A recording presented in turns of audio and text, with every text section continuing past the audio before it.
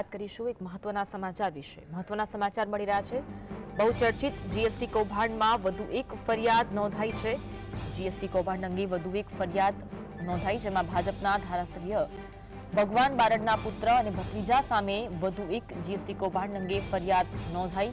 ભત્રીજા વિજય બારડ અને પુત્ર અજય બારડ સામે રાજકોટ ક્રાઇમ બ્રાન્ચે ફરિયાદ નોંધી છે અને તપાસ પણ હાથ ધરવામાં આવી છે। રાજકોટની એક પેઢી સાથે રહીને લાખો રૂપિયાની જીએસટી ચોરી કરી હતી અને આ સમગ્ર કૌભાંડ સામે આવ્યું હતું। વિજુ બારડની આર્યન એસોસિએશને લાખો રૂપિયાની જીએસટી ચોરી કરવાની ઘટના સામે આવી હતી। અગાઉ અમદાવાદ ક્રાઇમ બ્રાન્ચમાં પણ બંને સામે ફરિયાદ દાખલ થઈ હતી અને તપાસ પણ કરવામાં આવી હતી। ત્યારે હવે આ બહુચર્ચિત જીએસટી કૌભાંડમાં વધુ એક ફરિયાદ નોંધાઈ છે। વધુ એક ફરિયાદ નોંધાતા તપાસનો ધમધમાટ પણ જોવા મળી રહ્યો છે। તો ભાજપના ધારાસભ્ય જે ભગવાન બારડ તેમના પુત્ર અને ભત્રીજા સામે વધુ એક ફરિયાદ નોંધાતા હાલ તપાસ કરવામાં આવી રહી છે। રાજકોટ ક્રાઇમ બ્રાન્ચે આ સમગ્ર મામલે ફરિયાદ નોંધી અને તપાસ હાથ ધરી છે।